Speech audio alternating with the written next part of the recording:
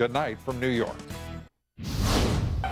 Get the out of my face! Don't tear down the tent. Get the out of my face! You hurt a lady in there. You're addressing me! I ain't hurt nobody! You hurt out of my face! Back the up! Stop tearing down the tent. Back the up! Okay.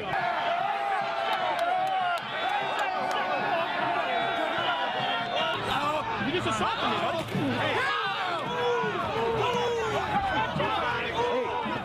You've seen it, you're wondering about it. What the heck to make of it? Unions unhinged, and the guy they unhinged on here tonight. Fox on top of unions doubling down, and in Michigan, their supporters, far from correcting them, try commending them. We're going to pass something that will undo 100 years of labor relations, and there will be blood. There will be repercussions. So you think we've got another Wisconsin on our hands? What have I told you? This isn't about right to work. This is looking more and more like right to whack. Welcome, everybody. I'm Neil Cavuto, and whether you are for Michigan's governor trying to make his the 24th right-to-work state or not, consider this right now. Unions are not taking this lying down, and they'll be damned if they get Wisconsinized right now. You remember Wisconsin, don't you, where Scott Walker upended unions by no longer making it mandatory that public workers had to be in unions. He was recalled, but he survived, and so does his efforts to dramatically limit collective bargaining in his state. Unions are still smarting over that one, and what went down in Wisconsin, the hell they'll just let it happen again in Michigan.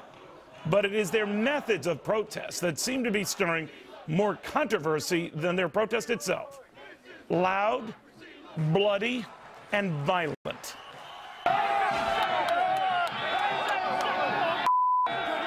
You just assaulted me, buddy.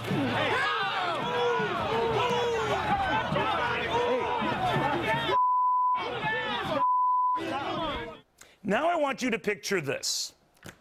Tea Partiers acting up the same way. That bunch, that old lady up front, would she act the same way? Hard to visualize, right?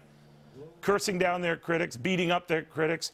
You think the media would ignore that as they have this? In a bit, the guy on the receiving end of that union wrath. But first, the Tea Party are asking, where is all the mainstream media wrath on this? Where is the outrage over these goonish tactics?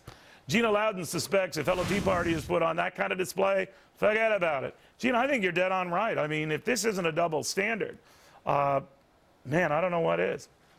I don't either, Neil. And you watch this and you watch the hypocrisy and you think, what is it going to take for the public to perceive the double standard here, exactly as you described it? If this had happened at a Tea Party rally or a Gun Owners of America rally or any kind of conservative rally, you and I both know, Neil, it would have been splashed across every television screen, every newspaper, worldwide, probably internationally. And yet the mainstream media just kind of lays down for this. They've got their lapdogs. It's just what it is. You know, Gina, I always think consistency, just be fair to all. If you think that, you know, these type of protests, when they get violent, are bad, then make a point of saying they're violent no matter who's acting up and acting bad.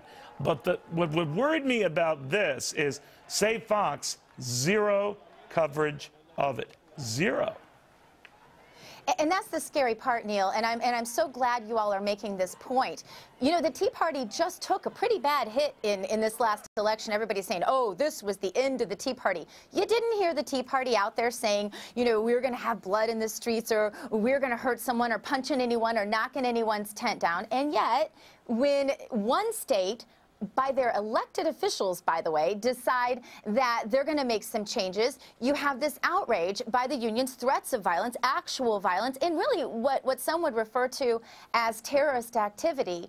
This is the definitive difference that I hope people are catching on to as really pertinent detail in what is the real difference between conservatives and statists. You have a perfect example of that, and this is page 1 out of the statist playbook, as we all know. Look, I don't begrudge unions protesting or the protests anywhere in this country. It's one of the great things about this country. When you turn violent, you kind of turn me off very, very quickly.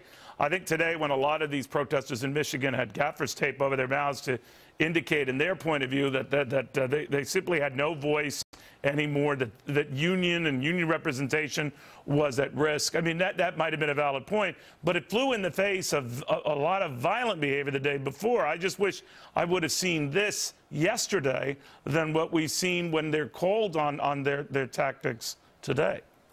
Well, this is about them getting free stuff, as you know, Neil. That's what this really comes down to, is free stuff. And you have to compare that to conservative ideologists who are saying, you know, we want constitutional rights, we want smaller government. Most conservatives aren't out there fighting for money in their own pocket or things that they didn't earn and don't need. That's what they're protesting. And the other thing that you have to understand is rooting this violence is that this is, don't forget, the #1 biggest special interest group in the country, bigger than any other one you can name. They give 90% of union dues to the top 20% most liberal politicians in this country. So this is the mechanism funding the Obama machine and that administration and their cronies. And so that's why they're so angry about this. All right, now, I hasten to add here, I think this is a distinct minority. I think when people act up and act up violently, I always think that's a minority.